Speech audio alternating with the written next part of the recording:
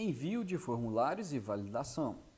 Vamos conhecer o elemento HTML que chama form e também os botões de submissão, de reset e o botão de propósito geral que chama button. E aí por fim a gente vai ver como que a gente pode fazer validação de campos ou desse formulário, dos inputs e etc. Esse elemento form, ele é um elemento muito comum em páginas web.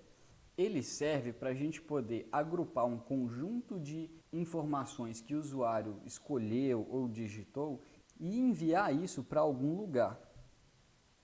Se a gente inspecionar, por exemplo, o código-fonte do Facebook, da página de cadastro, a gente vai ver que tem uma tag form lá e esse elemento ele contém tudo o que o usuário digitou ou vai digitar, como por exemplo, nome, sobrenome, celular, senha, data de nascimento e o seu gênero.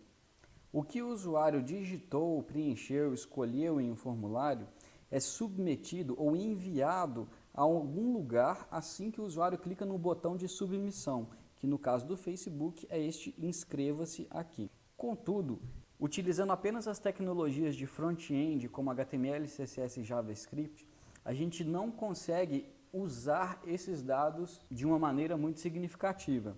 A gente precisa de um back-end com um banco de dados e etc. para poder fazer alguma coisa interessante aqui, como por exemplo cadastrar esse novo usuário num banco de dados, que é algo que vai além do escopo do que a gente vê se estamos nos restringindo apenas a front-end, porque a gente precisa de um back-end para isso.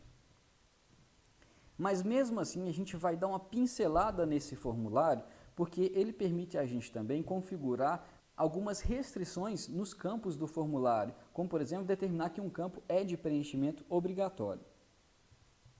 Basicamente, um formulário ele é um elemento que tem a tag form e esse formulário ele vai ser enviado para alguma página. Se a gente está usando a tecnologia de back-end chamada PHP, em vez de usar apenas arquivos .html para as páginas, a gente vai usar arquivos .php, que nada mais são do que arquivos HTML com algumas tags a mais dessa linguagem que chama PHP.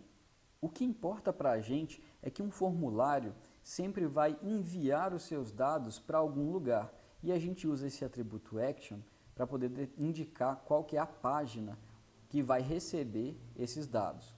Neste exemplo de formulário, eu tenho 3 campos, um campo de nome, um campo de e-mail e um campo de senha, cujos tipos são text, e-mail e password. E eu vou precisar, sempre que eu tenho um formulário, de um botão de submissão, que é um botão enviar. Para eu poder ver o código desse formulário apenas por curiosidade, olha só o que ele gerou. Ele gerou isso aqui, ó. Se eu clicar em enviar, ó, ele validou para mim, ele falou assim, ó, o e-mail está faltando um arroba. Aí eu vou enviar. Aí deu página não encontrada. Por quê? No action do form, eu pedi ele para poder enviar para uma página que chama cadastro-usuário.php e essa página não existe aqui no meu caso, porque eu não estou usando PHP.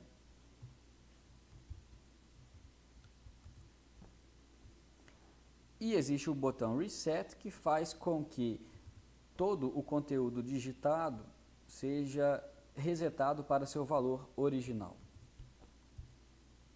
O botão de submissão chama button e eu coloco um type submit, que é o botão de envio do formulário. E esse cara é legal porque ele abre e fecha, e aí eu posso colocar não apenas texto, mas se eu quiser colocar um íconezinho, por exemplo, eu posso também, eu posso colocar o que eu quiser dentro de um botão.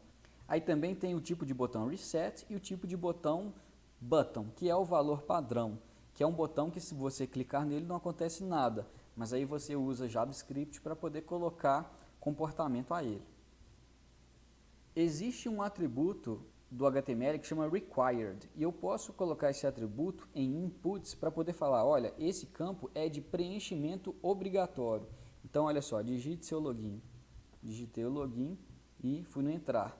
Aí, como eu não digitei a senha, ele falou assim, olha, preencha esse campo, por causa do require. Então, ele impediu o botão submit de fato, enviar os dados preenchidos para a página indicada pelo action do formulário.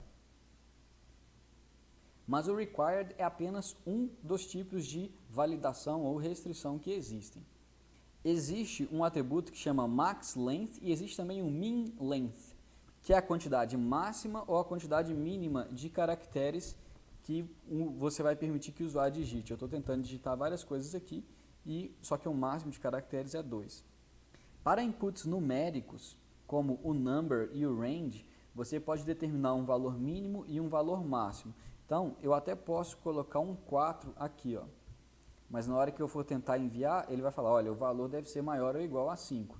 Se eu colocar o 5 aqui, ele permite que eu envie. Da mesma forma, eu posso colocar um 9 aqui, tá ok, porque o máximo é 10. Mas se eu for andando nas setinhas aqui também, ele não deixa eu ultrapassar o máximo nem ficar abaixo do mínimo. Tem um cara muito interessante também, que é o padrão. Ele me permite falar usando um negócio que chama expressão regular, exatamente que tipos de caracteres o usuário pode ou está permitido a digitar ali, ou a submeter. Neste caso aqui, eu não vou entrar em detalhes, porque isso aqui entra num universo paralelo chamado expressão regular em JavaScript, que é muito interessante também, mas não vem ao caso neste momento.